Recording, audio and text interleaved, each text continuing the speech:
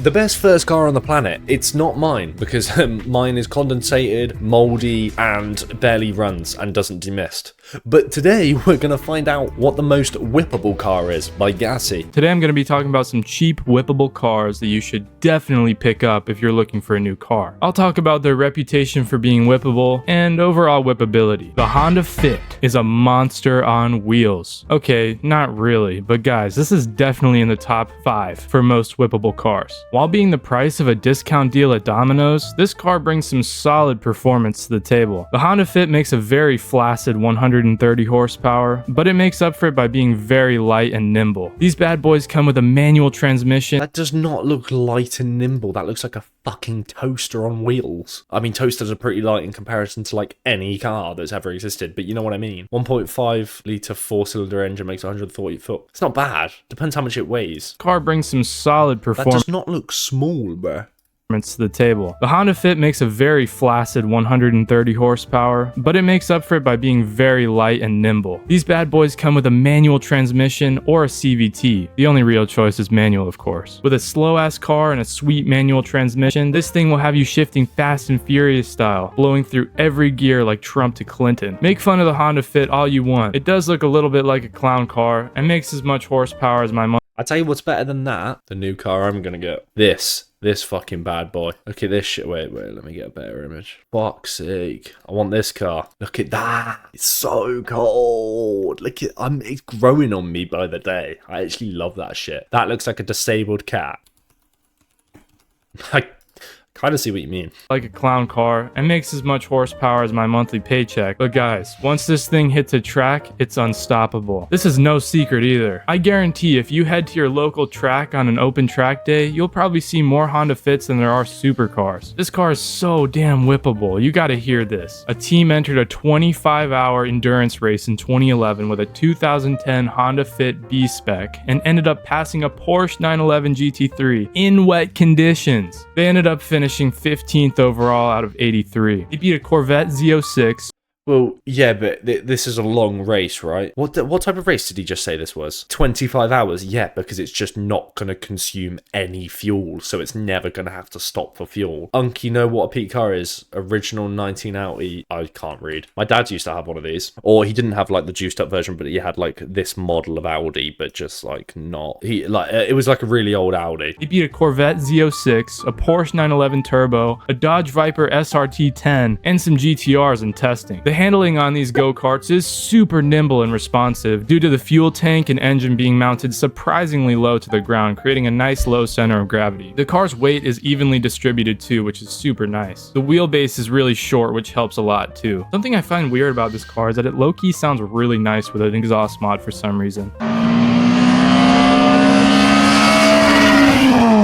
Fucking hell, it actually kind of does. But I want to reload that. For some reason. So that's a big plus. Like, it doesn't sound like tin canny like most kids like in the UK when they slap a tin can exhaust on like a 1.2 litre and it's like fucking hell, bro. Unfortunately, there are some downsides to this car, of course. It's front wheel drive, which some people fuck with, but in my mind, front wheel drive kind of narrows down the whippability of this car. True. This would be a top 3 most whippable car, but I had to move it down the list because of the front wheel drive. But it does make the car lighter, so law of equivalence or whatever. The GR Corolla. Okay, well, yeah, that's quite a step up. But yes, these are fire. The GR Corolla or the GR Yaris. They're so sick. If I had money, right, and I just wanted a car to absolutely ding around, I'd get the GR. I don't know which one I'd get. I mean, the Corolla's more... Oh, the Corolla's actually, like, nice. The Yaris is also nice, but, like, Corolla's actually... That's dank. It's got, like, a triple exhaust. Ew. Is that a triple exhaust? That's hard. I want that car now. Fuck's sake. How much is a GR Corolla? Okay, they're, like, 40k. The GR Corolla. Right out of the factory, the GR Corolla is a race car, and Toyota isn't even trying to hide it. The GR stands for Gazoo Racing, which was initially the name of Toyota's motorsport program that competed in Le Mans, WRC, rally and endurance races like the Nürburgring 24-hour. So with the backbones of a performance-oriented company, you can expect this car to be quite freaky. This car gets its freak on by making 300 jacked-ass ponies and 295 foot-pounds of torque out of a tiny 1.6-liter inline-3 turbocharged engine, shoving 300 horsepower into an engine That'd be great on insurance. Be so fast and no one would have it because no boy racers are buying that. But then it's also a 1.4 liter.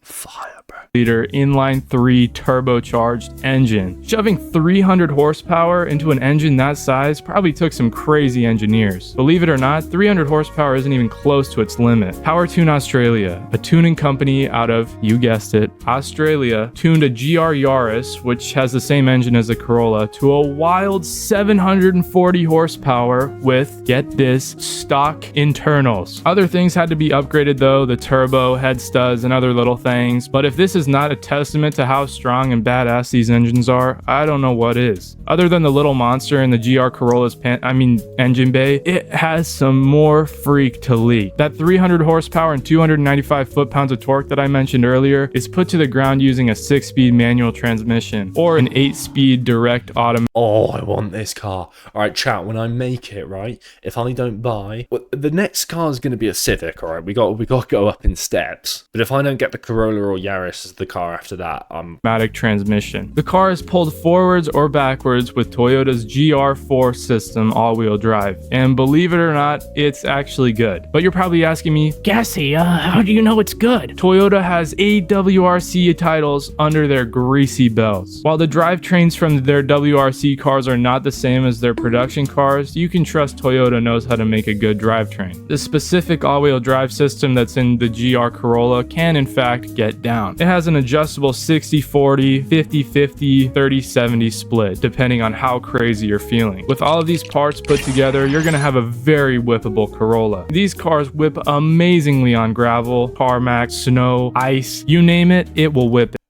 Did he make that transition? Amazingly on gravel, tarmac, snow, ice, you name it, it will whip it. The GR Corolla's shorter wheelbase, light chassis, and sporty suspension lets you whip it about as hard as crap. Driving this car will have you feeling like a real rally driver. The Subaru BRZ. The Subaru BRZ is extremely whippable as long as you're not lowering it to the floor. These things handle I know people do it as like drift cars and it sits on the wheels, but like, I think that just looks silly and shit. And don't even get me started on the fucking stickers, but that would be such a nice car. Raise it up by like 3 inches so it sits on the wheels properly. Like, this shit is just, I don't like it.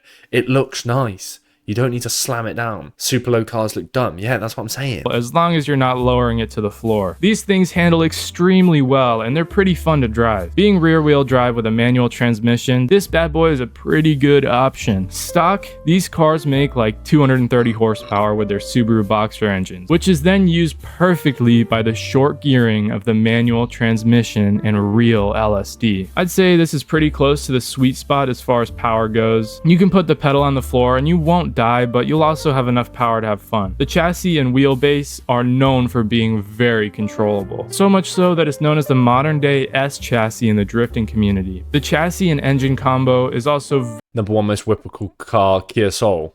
Yeah, fire. Kia Souls are fire. Yeah, a little fridge on fucking wheels, bro. Little smart fridge. The chassis and engine combo is also very popular with rally drivers. The Dirtfish Rally School uses Subaru BRZs for their rear-wheel drive class. Luckily, this thing has a cheap engine in case you need to replace it, and an overall lower center of gravity. Remember, these you don't really get many Subarus in the UK. I'll be honest. Like, I'm trying to think of when was the last time I saw a Subaru. They just don't really exist as much. They're more American. Kia Soul or Cybertruck? Kia Soul. In case you need to replace it, and an overall lower center of gravity. Remember, these engines are Subaru Boxers, so head gaskets. But they can actually be surprisingly reliable if you maintain them correctly. Most of the time when these engines blow head gaskets, it's because of poor maintenance and improper care. That being said, if they do break, the parts are relatively cheap and easy to come by. If you'd like to modify one of these cars, there are a ton of aftermarket parts out there. While these cars aren't as fast as crap on straight roads stock, they definitely make up for it in the corners. The factory suspension is already dialed in extremely well. The front of the car uses a McPherson strut setup, which is lightweight aluminum. They have good suspension geometry for responsive steering and higher grip, while having more positive caster to improve the steering feel and responsiveness. How did we make this? Like, I sometimes, I mean, it's more so with computers, but it's like, how do we figure this out? While having more positive caster to improve the steering feel and responsiveness of the car. The rear of the car has a double wishbone and super well designed multi-link setup, creating a really solid rear end that keeps good contact with the ground at all times. The BMW E36 Oh, that's fucking fire. is the definition of a whippable menace. I enjoy driving and shit, but when car guys say shit about being good in the corners, it just pisses me off. Yeah, I kind of know what you mean. Like, drive a car because it's fun. Although, to be fair, yeah, like a car, if a car's good in corners, yeah, I don't know. Car guys have like a fine line of being like cool and fucking jarring. If you see a BMW E36 on the road, you know something is about to go down. The BMW E36 comes in a bunch of different trims that are all great, but if you're going for the most whippable trims, I'd go for at least a 325 or up, since they're going to come with a straight six, and that's where the fun starts. You're going to be expecting to have around 190 to 240 horsepower with an unmodded E36, but the straight sixes in these cars are extremely fun to mod. Although you might have to be doing more preventative maintenance than you want to on these cars since they are BMWs, the chassis is pretty much perfect and is going to be as close to a 50-50 weight distribution as you're going to get in any car. And in my opinion, you can get them looking pretty nice and classy with a couple of cosmetic mods. And of course, with all of the cars on this Do I like that? Yeah, I like that a lot, actually. And of course, with all of the cars on this list having a manual gearbox, this car has one as well. It's a 5-speed manual paired with rear-wheel drive and a nice limited slip differential if you're lucky, since they only come in a couple of models like the M3 or the 325i Winter Edition. But it's almost always a mystery if these things have LSDs. The best way to know is just to jack it up and check. What makes these cars crazy whippable is how cheap these cars are up front. Or maybe I should say was. Really? I was going to say, these do not look... These are also not the ones he's showing that car and then showing these, but fairs. Cars are up front, or maybe I should say was, since the market has gone crazy these past couple of years, but they're still somewhat cheap compared to the other BMWs on the market. Where you really save money is with the parts for these dogs. Almost every junkyard is bound to have an E36 laying around that you can just yank some parts off of, probably because they've been whipped too hard by a teenager trying his first clutch kick and then sending that thing upside down into a ditch. Once you get these cars dialed in for whipping, you won't be able to crash this thing if you try. They have such nice handling and good control that maybe even your girlfriend could drive it to the store and back without getting in an accident. Now for your favorite part, downsides. These things shit themselves, meaning they leave oil stains wherever they want. Another downside is that you might lose your hearing a bit since these things are built like tuna cans and you can hear everything outside of the car. But that doesn't matter since they're... Hot take, loud cars are fucking annoying. Like, if you get like a really nice car, obviously, once you get to like, I mean, straight sixes and V6s can sound nice, but if you're making anything below a 6-cylinder sound loud, like I know kind of like that Yaris kind of sounded nice, but yeah, loud cars are just annoying. Get yourself a Valvetronic, bro, because it would piss me off having it'd be like, oh cool, I'm on like a country road and I want to open the windows a bit, but as soon as I'm driving through town and I'm one of those dickheads that have like got a loud idle engine and he's like pulling off at 10 miles an hour and he's like fuck that, bro, go listen to a VR6 TT R32 Golf. Yeah, no, I know what the R32 sound like. R32 sounds nice.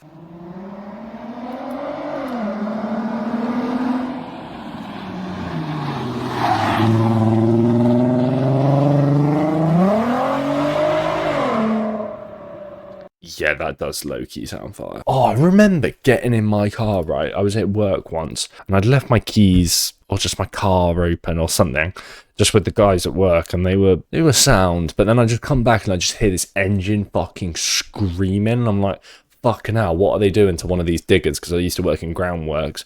I was like, what are they doing to one of these diggers or these dumpers or something?